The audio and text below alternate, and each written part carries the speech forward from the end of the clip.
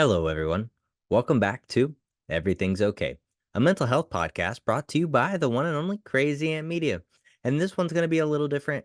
Oh my goodness. I'm super excited about it because y'all remember when I recorded the episode right before the wedding and I told you about all of the different anxieties and all the pressure and all of the craziness that was leading up to the wedding. Well, everything went beautifully. It was such an amazing time. And today I wanted to talk to you about the honeymoon. It's kind of like a part two of an interlook into a day in the life of J. Logan Austin. And it was quite an experience, I will say the least. So let's just start at the very beginning. If y'all didn't know, if you haven't been listening to other podcasts, or if you don't follow us on social media or anything like that, Emilee and I decided to do a 5-day cruise on Carnival for our honeymoon. Now, granted, neither of us have ever been on a cruise before, so we honestly didn't have any idea what to expect. We had no idea. Like, it was such a different experience from any other type of vacation that we have taken before. So it was kind of interesting and beautiful to be able to share it with each other and be able to experience something like this for the first time. That's for sure. So first day, we're getting dropped off. At the terminal before going through. It's basically like a TSA check-in for everyone who hasn't been on a cruise. It's basically like a TSA check-in where you have to present your birth certificate or like your passport, which we made sure to go and get before going on the cruise. So we had our passport good to go. That's all fine and dandy. And this was the first time that both of us had gotten to use a passport or even needed a passport because neither of us had been out of the country before.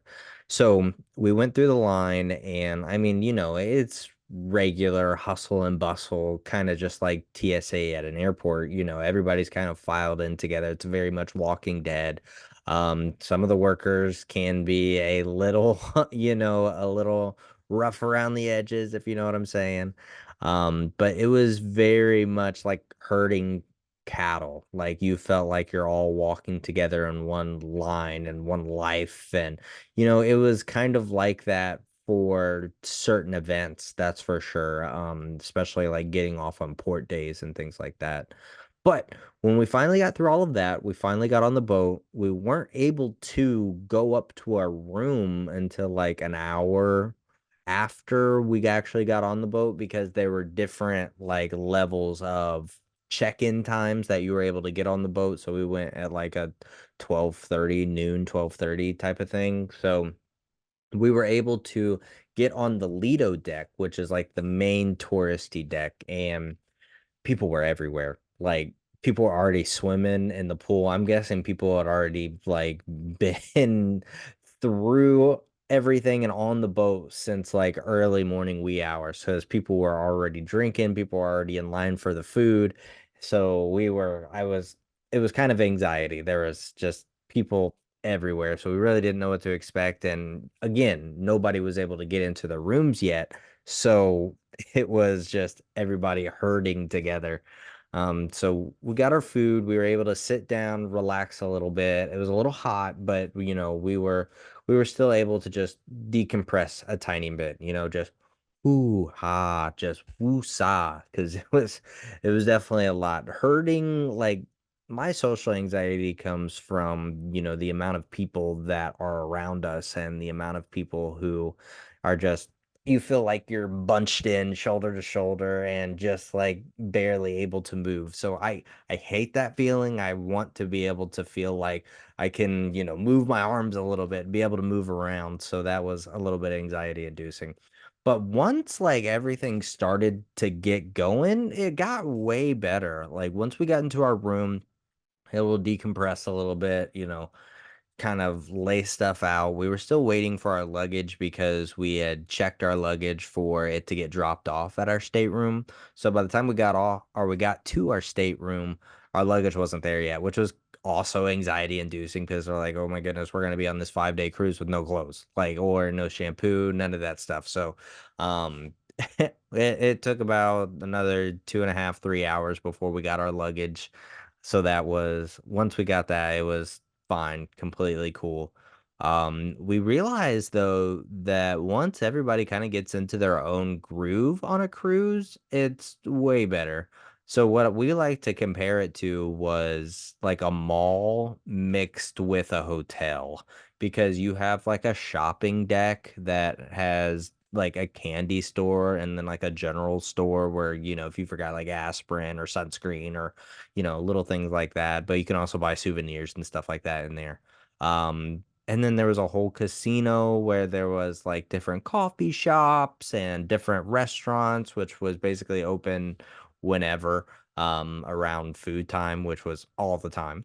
But one of the best things for sure was like it wasn't 24-hour ice cream, but it was basically you could get ice cream whenever you wanted, and that was is absolutely amazing. Like, we talk about fitness and trying not to indulge in sweets too much, but hey man, I was on my honeymoon. I was like, I'm feeling some ice cream, okay. So that was kind of fun. So once we were able to relax a little bit, we decided that we wanted to do the dining hall for the first night. The dining hall is basically like a fine dining, and I say that with loose quotations because you basically just have a waiter and you have a menu that you look off of and things like that. So when you do that, sometimes you get seated with strangers, and these are your people that you sit with every time you go to the dining hall, unless you like book in advance and like request a single seat or whatever, or a solo table where you don't want to sit with anybody else.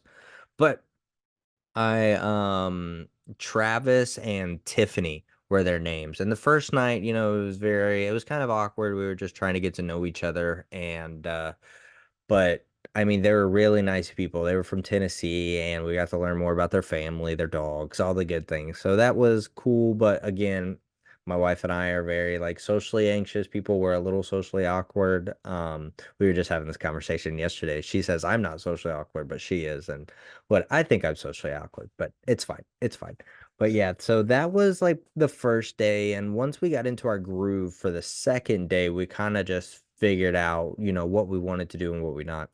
And it was really cool because like every day you would either get a flyer at your stateroom or a flyer like at the like we like to go to the coffee shop a lot, the Java that they called it. And so we would pick up a little flyer of all of the daily activities at what times and things like that. So we were able to look through and see what we wanted to do throughout the day, especially on the days that you're just on the boat. So that was very interesting. We were able to pick out a few things, but what we really liked to do was to just pop in on things, pop in the back row to see what we liked, what we didn't. We popped in on a couple karaoke sessions, a couple trivia sessions, and things like that. So we were really just trying to, because the things that we were looking forward to the most were the port days. We wanted to be in Mexico. We were going to Cozumel and Costa Maya.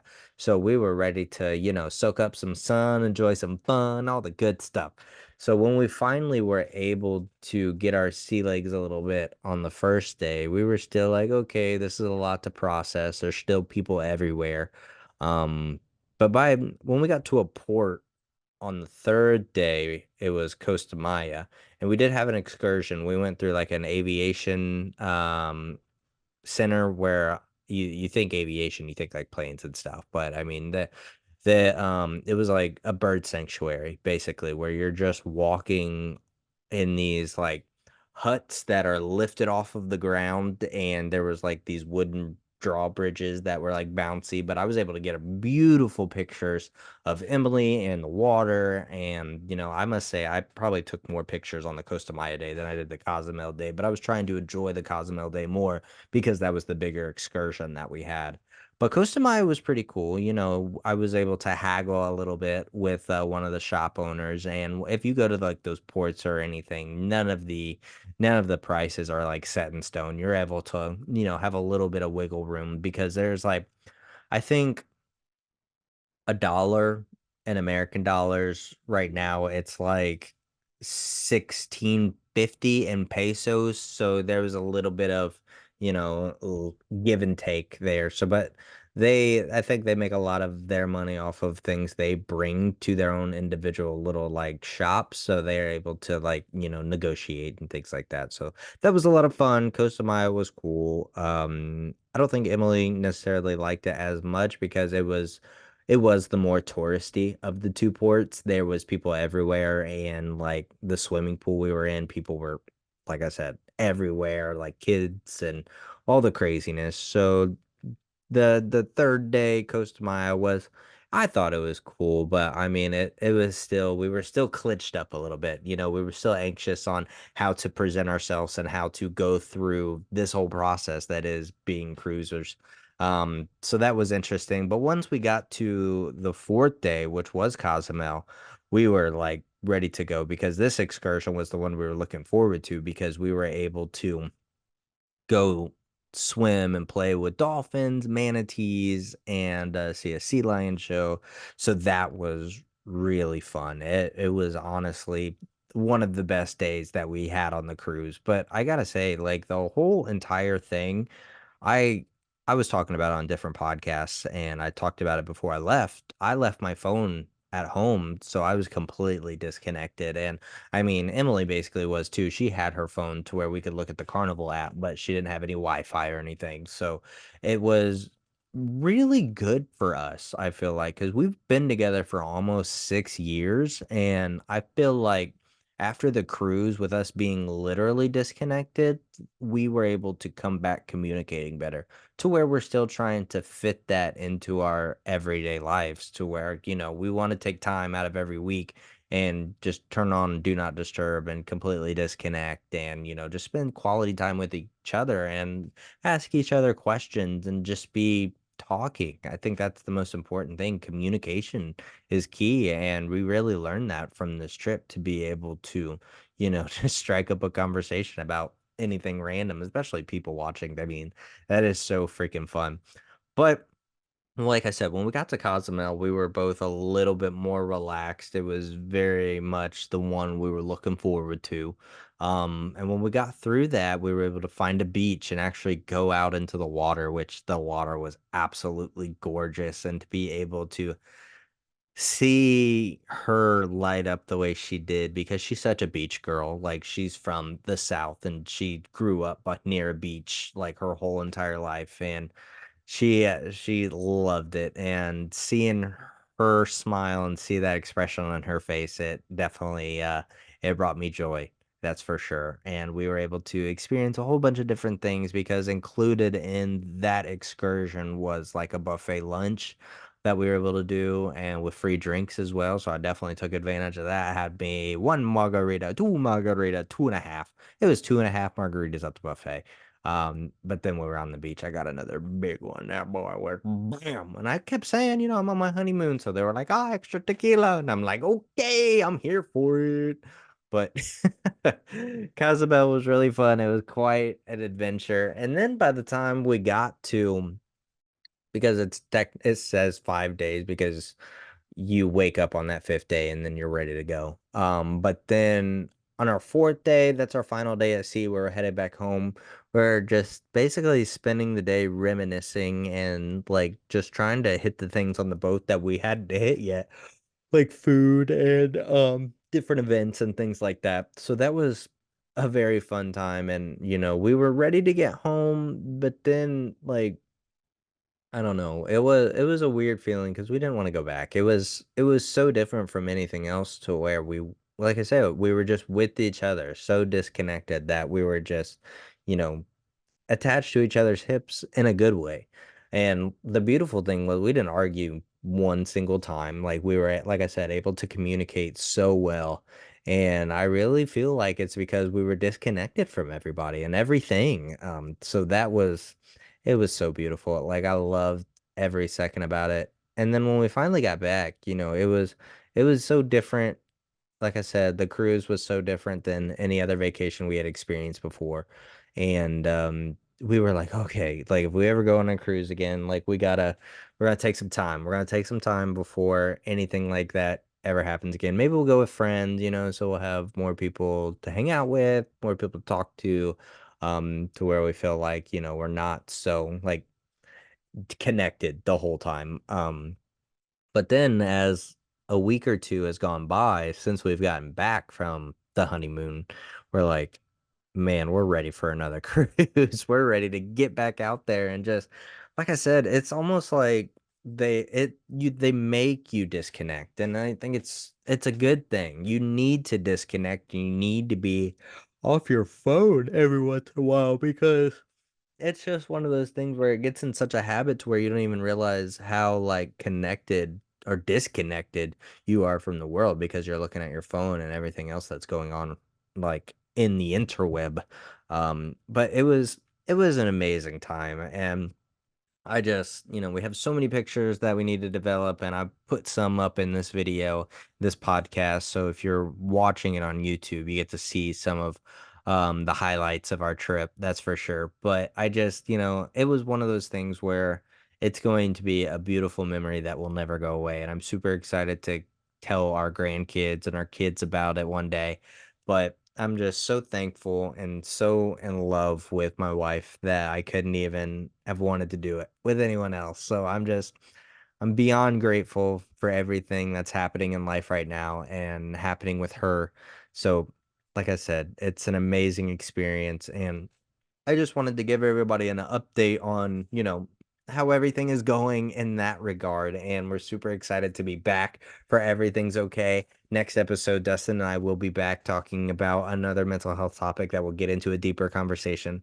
But I definitely wanted to come into another solo episode just to tell you an update on the happy newlyweds. So for sure, for sure. But thank you everyone for listening to my TED Talk for this episode of Everything's Okay. Be sure to follow us on Instagram, X, and Threads. We're at Everything's OKP. And be sure to follow ITCAF Podcast, us both personally, myself at J Logan Austin and at Crazy Ant CEO for Dustin. And yeah, we're super pumped, man. We're super excited for this year and to continue moving forward in our own mental health journeys and continuing to better ourselves every single day. So I hope everybody has a great rest of your day. We'll be talking to you soon. And remember, everything's okay.